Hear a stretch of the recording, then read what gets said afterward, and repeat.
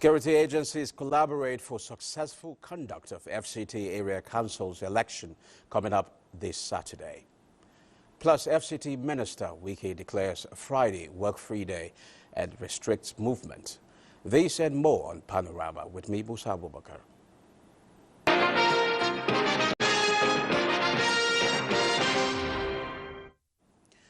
The House Committee on Petroleum Resources Downstream has called for urgent and increased funding of the Nigeria Police Force, stressing that energy security depends heavily on effective policing.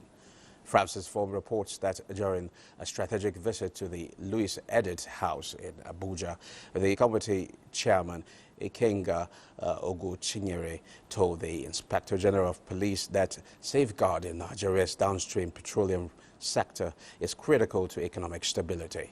He described the sector as the lifeblood of the economy, noting that securing fuel supply chains, depots and highways directly impacts national confidence. Body to ensure that activities related to adulterations are properly addressed. We are committed to advocating for improved operational funding. We will work to strengthen legal framework for infrastructure protection. We will facilitate interagency cooperation. We will support reforms necessary to secure Nigerian petroleum assets end to end. Safeguarding downstream oil and gas infrastructure is not just a security mandate, it's a national economic imperative. Every facility protected represents preserved revenue, job security for Nigerians, and the stability of fuel supply across the country. I want to assure you of our unwavering commitment to professionalism, accountability, and interagency cooperation. The committee pledged to advocate better funding, stronger legal frameworks against economic sabotage, improve surveillance and enhance welfare for officers. The Chief of Defense Staff, General Olufemi Oluide, has underscored the strategic framework of Operation Savannah Shield as mission intelligence-led and designed with a robust and enduring structure that combines kinetic and non-kinetic lines of effort to achieve sustainable security outcomes. This was during the flag-off of Operation Savannah Shield in Ilorin, alongside the Chief of the Air Staff, Air Marshal Sunday Anike, and other service chiefs.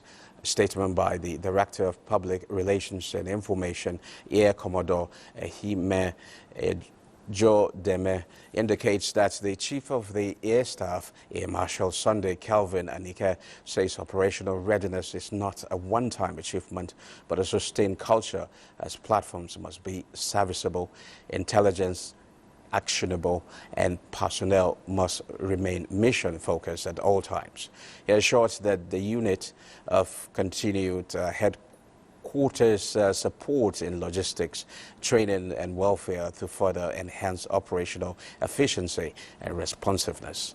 Earlier, the Governor of Kwara State, Abdurrahman Abdurrazak, commended the Armed Forces for their steadfast commitment to restoring peace, expressing appreciation for the launch of the operation, noting that residents of the state will breathe a sign of relief, pledging sustained collaboration between the state government and security agencies to consolidate the gains of the operation.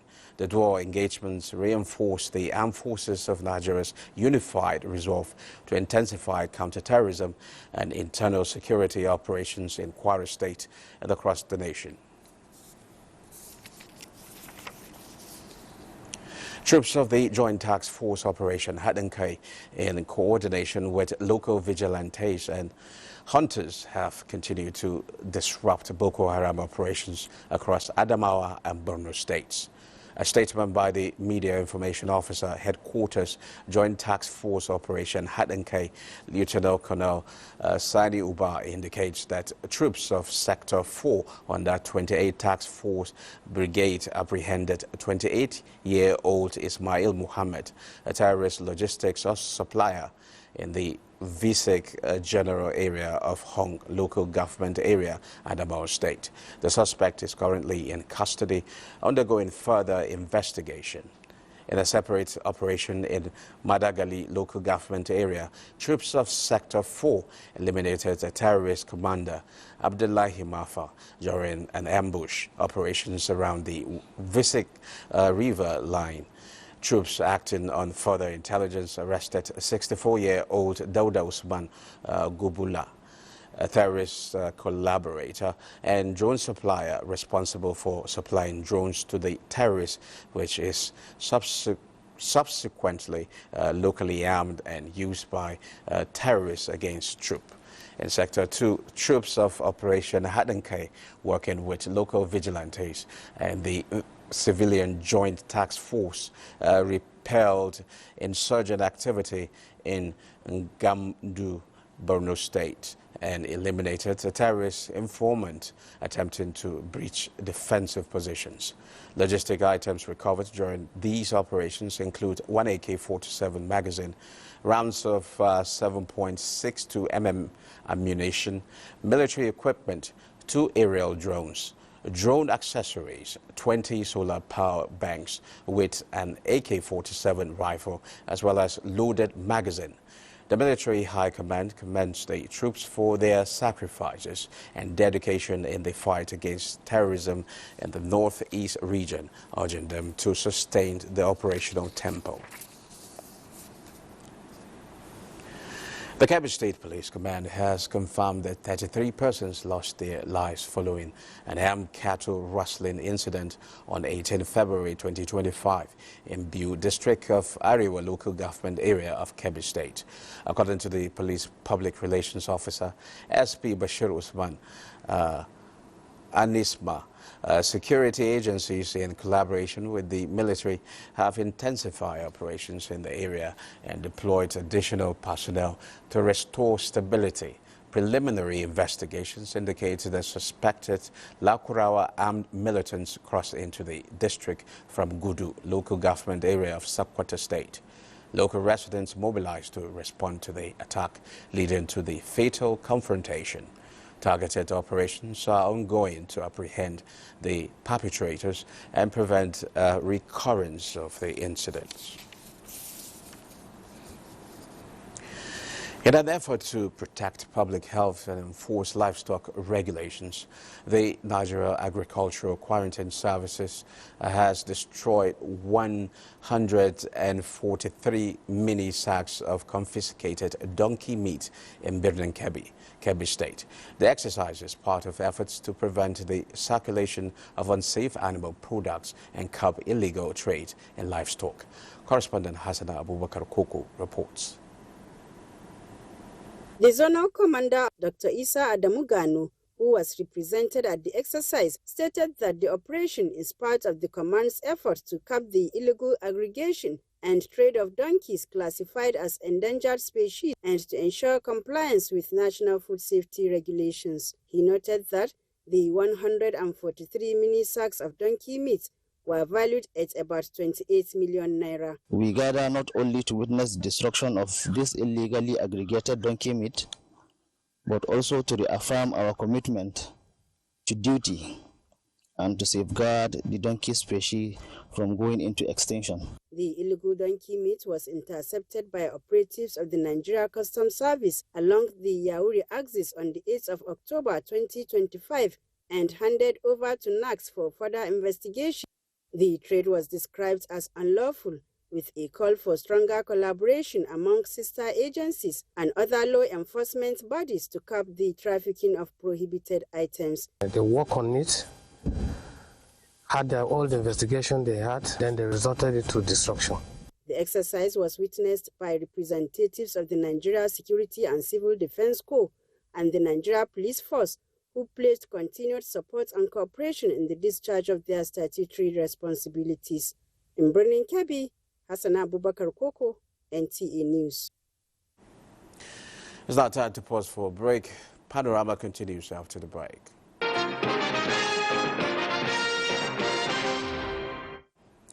Now, thanks for being there.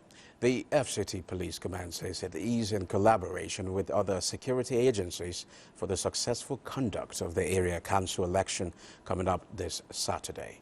Deputy Commissioner of Police Operations, Isiaku Sharu, gave the indication while undertaking assessment of deployments and show of force patrol of the nation's capital. Onoto Yakubu reports. These have been common sights across the four corners of the nation's capital since security plans for the area council election got in motion. Deputy Commissioner of Police Operations, Isiaku Sharu, leads the cavalry from the front row. First, on this particular day, he reminds the operatives about the operational rules of engagement for the exercise. His responsibility is simple: give protection to every citizen before, during, and after. You could see that the campaign activities has gone seamless. Yes, there could be hitches here and there, but minimally. We are adequately prepared. We have different layers of security arrangement, ranging from the movement of material. So at every layer, the level of preparedness is there. We have 23 strike teams that are ready. Then the show of force hits the road, from Eagle Square through parts of Karu, Nyanya, then Karshe to link up Gugugu Pesa and Route Apo. The community is said to have a history of election violence, so the team made a stop for an interface with its traditional leaders. Assuring of peace, there is no talk of that. I've been struggling, trying, gathering both youth and palace members, preaching them for peace for this election coming. DC Ops Isiaku Sharu hinted that the movement was also part of monitoring of specially deployed strike teams to strategic locations to complement arrangements. We will never allow the resident to be disenfranchised. So by implication, Saturday morning, materials will be moved from RAC to this place, so that at least the resident will also exercise their civic responsibility. He assured that the operation encapsulating patrols and show of force will be common sights and constantly evaluated to provide the needed security and enhance confidence of voters and the general public. Onoto Yakubu, NTA News. Ahead of Saturday FCT Area Council elections, the Minister of the Federal Capital Territory, Nyesom Wike, has announced work-free day on Friday, as well as restriction of movement from 8 p.m. on Friday to 6 p.m. on Saturday. In a statement by the Senior Special Assistant to the Minister on Public Communication and Social Media, Lere Olayenka, the minister urges residents to come out en masse to vote for candidates of their choice. He says come Saturday, February 21st, will be a day where crucial opportunity to shape the future of FCT will be provided, where eligible voters will have the right to exercise their franchise. He, however, announced that with the approval of the President Bola Ahmed Tinubu, Friday, February 20th, 2026, has been declared as a work-free day to enable movement of residents to their various communities to participate in the elections. This is in addition to the restriction of movement within the FCT from 8 p.m. on Friday February 20th to 6 p.m. on Saturday, February 21st, 2026. Consequently, all security agencies are directed to ensure strict compliance with this directive.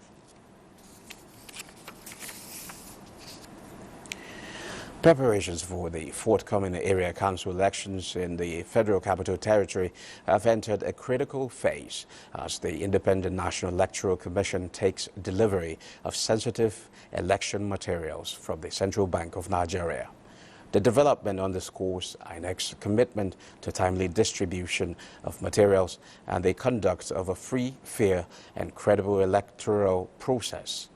Rosemary Motilang Bilal has more on this report. Officials of the electoral body received the sensitive materials under tight security in the presence of party agents at the Central Bank facility in Abuja. INEC says the materials will be securely stored before being distributed to the various area councils in line with established electoral guidelines and timelines. We are now at the second to the last stage of deployment. We are trying to deploy the ballot papers and the result sheets to the area councils. All the result sheets and the ballot papers are color-coded. Like this is one of the, let me just hold it up for you. You see the colors for each of the area councils. So there's no chance of moving one ballot paper or result sheet between any area council. And we continue to appeal to residents of FCT who are registered to come out and vote. Some party agents who witnessed the process commended the Commission for its transparency and adherence to due procedure. We are much satisfied with the arrangement, and we have seen all the materials. There's no complaint so far. So I have seen the color code of each area council and each of the ward. The INEC have tried and designed them the way that it will be very difficult for manipulation. They've been quite good in the way they carried out with the activities. The Commission reassured residents of the Federal Capital Territory of its commitment to transparency, logistical efficiency, and the conduct of free, fair, and credible elections. Rosemary Moltel and Bilal, NTA News. Social justice, vital for fostering a fair, peaceful, and prosperous society by ensuring equal rights, opportunities, and treatment for all, regardless of background. In this report, Elizabeth Omori looks at the observance of the day and how it addresses systemic inequalities, protects human rights, and promotes diversity. The World Day of Social Justice is observed annually to promote fairness, equity, and protect human rights. It was established by the United Nations in 2007 and first celebrated in 2009 to address poverty, exclusion, gender inequality, unemployment, and lack of social protection. It aims to promote equitable access to resources to enhance human dignity. A sobering statistics show that in 2004, civilian deaths in conflict rose by 40%, and 1 in 5 experiencing discrimination. Yes, it has been of public concern, in the recent time, that people who engage in violating people's rights. The victims, in most cases, they don't get justice. The women can now inherit, same with the men from Eastern Nigeria. That has been a reality, according to our laws, for a while. But in reality, is that what we have? It's not. We have an education imbalance. The day stands as a global reminder for fairness, dignity, and equity across the world. The problem is we as a people. We need a reorientation as to our value system. Yes, the government needs to help us along the way, but we need to first develop that consciousness. The National Orientation Agency has a lot of role, to play, and our parents too have a role, a pivotal role, to play, and also our courts. This year's theme is Empowering Inclusion, Bridging Gaps for Social Justice. Elizabeth Omori, NTA News. Nigeria has agreed to serve as the pilot country for the formal implementation of the regional record of authorized fishing vessels in West Africa. Minister of Marine and Blue Economy and Chairman of the Conference of Ministers of the Fisheries Committee for the West Central Gulf of Guinea, Adegboyega Oyetola, disclosed this during a high-level meeting with the organization's Secretary General and Secretariat staff in Abuja. In a statement by his special advisor, Bolaji Akinola, the minister said Nigeria's decision to host the pilot phase of the initiative demonstrates its resolve to translate regional leadership into measurable outcomes for sustainable fisheries management. The proposed regional record of authorized fishing vessels will create a verified database of industrial fishing vessels authorized to operate within the maritime zones of FCWC member states, covering both foreign and national fleets, thereby improving transparency, accountability, and cross-border cooperation in a region heavily affected by illegal, unreported and unregulated fishing.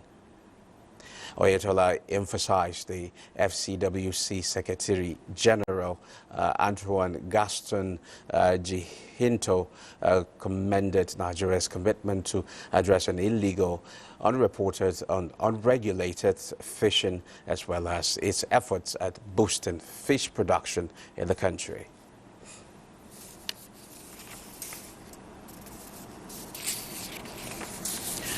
The Nigerian Institute of Public Relations, NIPR, has been named Global Public Relations Association of the Year at the World Public Relations and Communication Awards 2025, organized by the Global Alliance for Public Relations and Communication Management. The announcement was made in Lisbon on 19 February 2026, following a highly competitive process that attracted 89 entries from 19 countries worldwide. The award recognizes NIPR's outstanding leadership in professional regulation, reputation, governance, enforcement of ethical standards, strategic communication advocacy, and its reform-driven agenda aimed at repositioning public relations as a strategic driver of national development. Reacting to the announcement, the acting president of NIPR, Emmanuel Dandora, described the recognition as a defining global endorsement of Nigerian professionalism and excellence in public relations. In the same vein, the acting president congratulated Chain Reactions, a member agency of NIPR, for emerging winner in the internal communication campaign category with its entry, Next Era of Happiness, Managing Change and Employee. The Global Alliance Awards celebrate excellence in public relations and communication worldwide, recognizing innovation, impact, ethics, and professional advancement across industries and regions.